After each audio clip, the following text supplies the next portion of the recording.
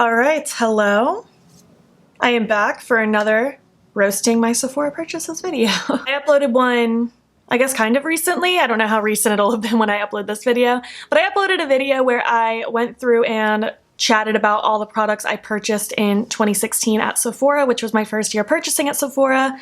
Kind of roasted myself for like the most random things that I bought. Like, I don't know what inspired me to buy some of those things. And you guys seem to really like that video. I mentioned doing more like with 2017, 2018, and so on and so forth. And you guys seem to really want me to do 2017. I did find a way to look back at all of my purchases at Ulta, although so far I've only found 2019. I'm going to check on my computer and see if I can go more back in time, so maybe in the future I'll do Ulta ones as well. And one of you suggested doing it through Colourpop, seeing my Colourpop purchase history, and at first I didn't think that would work because I don't think I'd always had an account with them, but I looked at my purchase history and I have purchases all the way from a few years ago, so if you want to see a roasting my Colourpop purchases, maybe we can start that as well once we're done with Sephora. But today we're doing 2017. I feel like 2017 was the biggest Sephora year for me. I don't know what it was. I went ham. I hit Rouge in 2016 and I definitely hit Rouge in 2017. I bought a lot of things and we are going to chat about them today. Sit tight, grab a snack. We're probably going to be here for a while.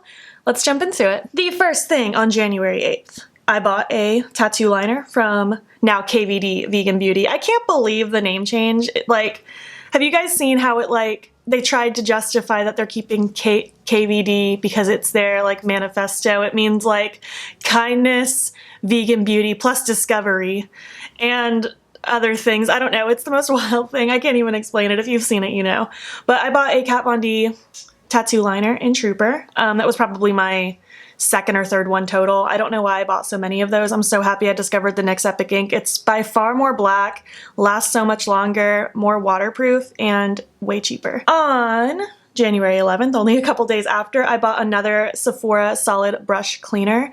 I missed that, like I said in the last video. I missed that so much. I wish Sephora brand was cruelty-free. Oh, and again, I don't think I was totally cruelty-free in 2017. I think 2017 was the year that I might have started. That or 2018 was. I can't remember. I feel like 2018 was my year that I started cruelty-free. I can't remember, but there might be some non-cruelty-free items in this, but that's why. And then that same day, I bought the Modern Renaissance palette, which I'd already owned. I'm pretty sure I bought this for Christy because she bought one for me for my birthday, so I think I bought one for her birthday. So that's why I bought that. The next month, on February 2nd, I bought a dip brow pomade in taupe because in my mind, I thought if I just got a lighter dip brow, it would make my eyebrows look lighter, which in theory can be true, but when your eyebrows are already full and dark like mine are, using a lighter dip brow isn't really going to make that much of a difference. So that one was kind of a waste. I did use that one for faux freckles for a while, but for the most part, that was not the best product purchase. That same month on the 18th, I bought a Sephora Daily Brush Cleaner. It was in a spray.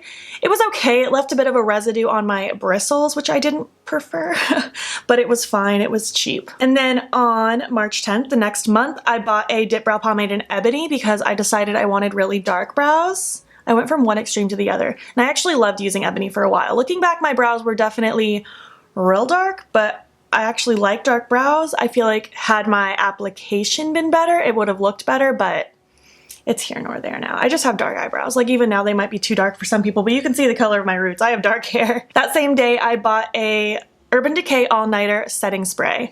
I bought it just because of YouTube hype. Everyone made it seem like that was the end-all be-all of setting sprays. It was the only one to have, so I had to have it.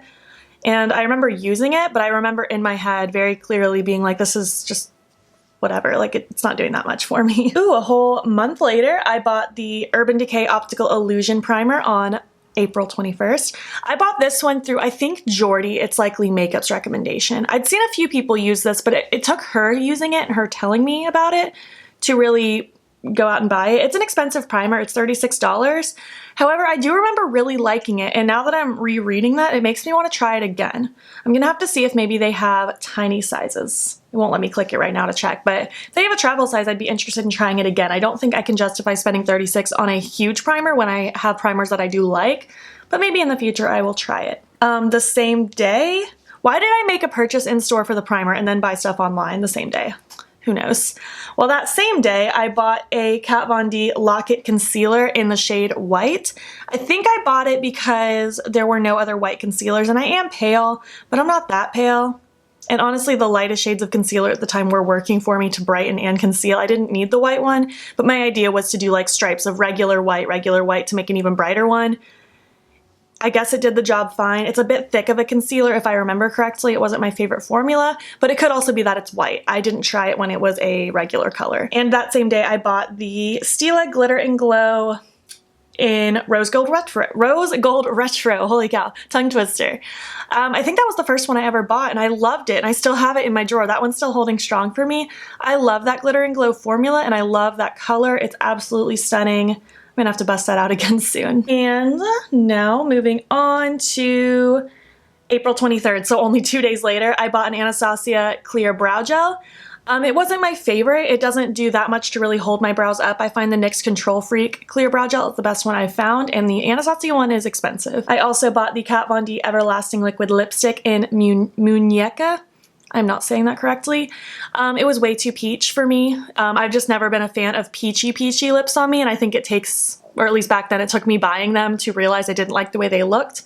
Plus, I didn't love that liquid lipstick formula that much. Some of them were really streaky, some were really crumbly. There were a couple solid ones, like Lolita was great, but a lot of them were kind of hit or miss. I also bought a Cinema Secrets makeup brush cleaner. This one was great for like that instant, like you just dip your brush in it, swirl it around, your brush comes out clean and it dries instantly.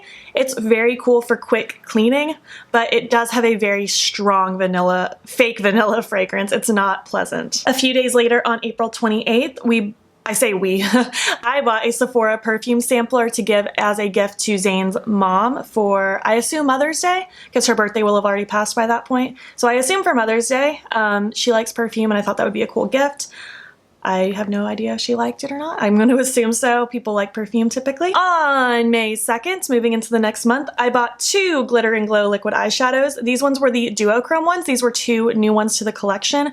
One was called Sunset Cove. It was kind of a like pink with a gold shift to it, and then I also had Into the Blue, which was like a bluey purple one. I know I had them both at some point, obviously. I don't know if I still have them. I can't remember. If you've seen my liquid shadow collection in Declutter, maybe you would know if I still have them or not. Who knows? On May 15th, a couple weeks later, I bought a Stila, wow, very loud track. Excuse me, I'm talking. I bought a Stila Stay All Day Waterproof Liquid Liner. I got the recommendation from somebody on YouTube, I'm sure, to try that one because it was better than the Kat Von D, and I wholeheartedly agree. I loved that one. It was so much more black. It was waterproof. It lasted all day. It was magnificent. The only thing that replaced that is the NYX Epic Ink, just because I feel like it's exactly the same, but way cheaper. But I love that Stila one. About a week or two later, I bought the Philosophy Purity Made Simple Cleanser. Talked about this in the last one. I loved that cleanser. I miss it so deeply.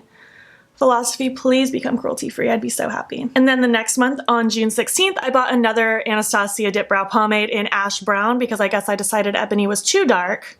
So I wanted to go with Ash Brown, and I remember really liking that color for a very long time. That was a good shade. I loved pomades for a long time. Now I just can't be bothered. Brow gel is all I have time for now. 10 days later, on June 26th, I bought the Kat Von D Alchemist Holographic Palette, the one that was the triangle. I have a picture up somewhere. I bought that, I think, for Morgan for her birthday. I'm pretty sure. I can't think of any other reason why I would have bought it, because I know I didn't buy it for myself. I bought it for somebody. Was it Morgan? I don't remember who I bought it for, but it wasn't for me. The same day, another situation where I bought the palette in store, but shopped online also. Why did I do that? Well, online that same day, I bought the Becca Sunlit Bronzer in Bali Sands. That is still one of my all-time favorite bronzers. I completely panned this particular one. Like, I used the entire thing up and I have another one in my drawer. I didn't think I would ever use up a bronzer, but I loved that bronzer. I actually haven't used it in a while. I need to bust that one out. It's a really good color for fair skin. And then I also that same day bought the Becca Liquid Crystal Glow Gloss in the shade Champagne Dream X Bellini. That item is no longer available, but it was one of the glosses that I first loved because I was totally against gloss at this time. That was the first one that I found that I really enjoyed. The next month, on July 13th, I bought the Urban Decay Naked Heat eyeshadow palette.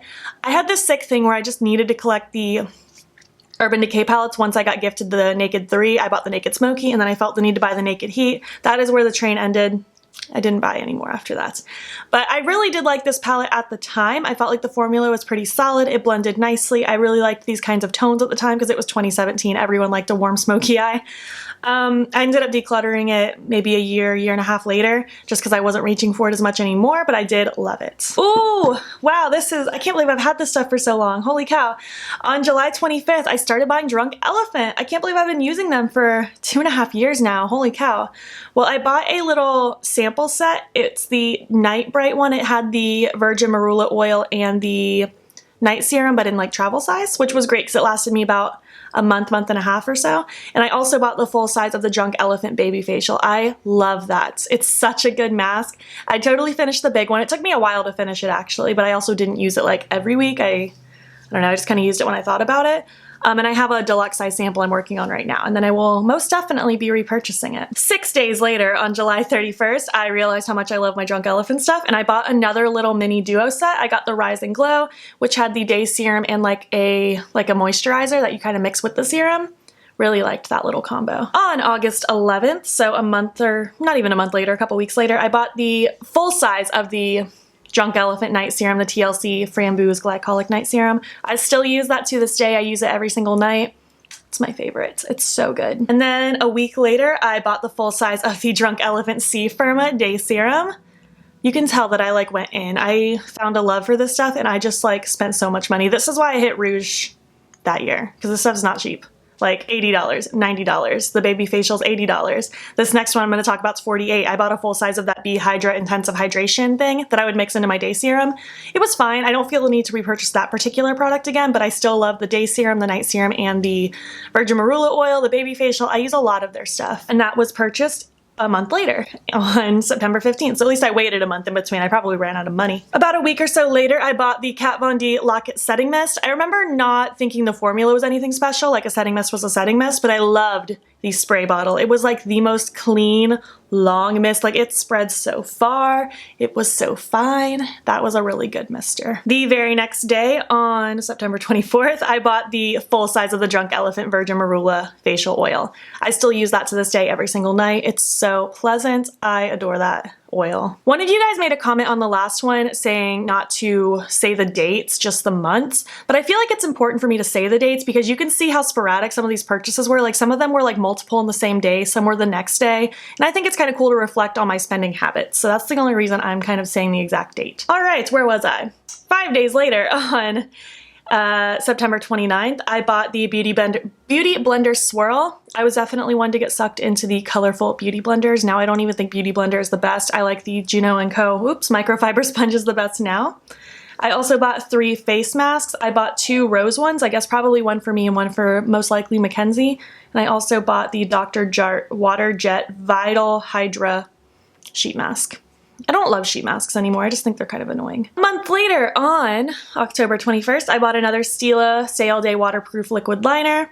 And then a couple weeks later, on November 3rd, I bought the Tarte Tartiste Clay Paint Liner. I'm pretty sure that was a recommendation from Mikey from Glam & Gore. I actually still have a little bit more of that particular one. I've had that one for a while now, like a little over 2 years. It still works pretty well actually though. I wouldn't be opposed to repurchasing that particular liner actually. All right, 3 days later on November 6th, I bought another Ash Brown pomade from Anastasia. I used to have a big issue where my pomade would dry out and I didn't know to just put like a facial oil in it to make it come alive again. So I would literally throw out a whole $21 pomade that was dried out to buy a new one. So that's what this one was. I got another Ash Brown. I bought a Peter Thomas Roth Meet Your Mask set. I either bought that for me or I bought it for someone as an early Christmas gift. Like I started Christmas shopping at this point. And I also bought a Versace men's perfume collection thing. It's not available anymore, but I think I bought that for Zane. He might even still have some of those. On November 14th, just a few days after that last purchase, I bought a Sephora House of Lashes white eyelash glue. Why can't I think? I remember being so thrilled when I found out I could get this through Sephora because I'd prefer that than buying off of House of Lashes website just because shipping's faster and I don't know, I just have my reasons. Love that lash glue. I've been using it for years, for so many years. I bought the Tarte limited edition Blush Bazaar palette. It was like 2 blush things connected, and it had 5 blushes in each, so 10 total. I used that like crazy for the longest time. I ended up decluttering it fairly recently actually, just because I wasn't reaching for it anymore. But it was a great formula, and I liked how there were so many blushes together. It was perfect for me at the time when I didn't have like that much makeup, you know what I mean? I also bought the Kat Von D Lock It's Brightening Powder, which is no longer available. I bought it in the shade Petal. It's supposed to be like a pinky tone to brighten you up. I didn't love the formula of it. I used it when I had it, but it definitely wasn't my favorite thing ever. Moving into December, on December 11th, I bought another Glitter and Glow. I got it in the shade Next to Note. It was a beautiful cranberry color. It actually dried out on me last year after, well, no, what happened was I didn't even think I'd really used it, and then I was showing it off in my fall favorites because I thought I would really reach for that for fall. It was just like one of those colors I was craving, and then when I went to use it in a video, it was dried out and I was very bummed, so I didn't even really get much use out of that particular one. Then I also bought this Philosophy Pure Perfection Trio with like makeup wipes, a cleanser, and maybe a mask or something. I loved that purity line, man. I wish they were cruelty free. And then on the 21st of that month, I bought another solid brush cleaner. And then on the 29th, is this the last one? Yeah, we're on our last purchase for the year. On December 29th, I bought 2 more Stila Glitter and Glows. One was Perlina. I loved that one. It was a beautiful sheer white with pinky blue sparkles through it. I'm pretty sure that one's dried up on me by now, but I loved that one. Then I also bought Wanderlust. This one was like a golden pink one. I'm pretty sure I still have that one. And then I also bought the Violet Bosch Hashtag palette. I loved that palette when I bought it. It was one of my favorite things ever, but now that is just not something I would reach for. It has way too many oranges with a bunch of pops of purple. It's just not my vibe anymore. I decluttered it a year or so ago, maybe more, and yeah. I loved it when I had it though. I actually think Mackenzie had convinced me to buy that one, and that was one of my first videos to ever get like decent views at the time. Like, it wasn't like a big hit or anything by any means, but at the time I barely got any views, so that one got like substantially more than what I was used to, so that was pretty cool. Yeah, that was 2017. I felt like I remembered it being more than it was, but that was definitely a lot of stuff, and a lot of expensive stuff with all that Drunk Elephant. I wish I could like tell you the total I spent. I could obviously use the math and calculate it for you, but it's a lot. I mean, I bought like 6 of those Glitter and Glows, and those are $24 a pop. So that alone is a lot of money. Whew. All right, feel free to roast me if you thought anything was so silly. I don't think any of that was incredibly silly. The only ones that I kind of like could have done without are all of my dip brow purchases. I spent $80 just in dip brow that year, just trying to find like the right color, which I guess that's a learning process, you know.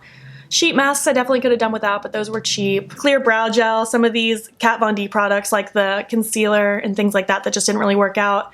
But overall, it wasn't bad. It was a good experimentation year for me where I kind of like really started to evolve and try things that I really wanted to work for me in particular. Like the skincare, that was a huge thing. Like I'm still using Drunk Elephant to this day, so that was a great revolution for me.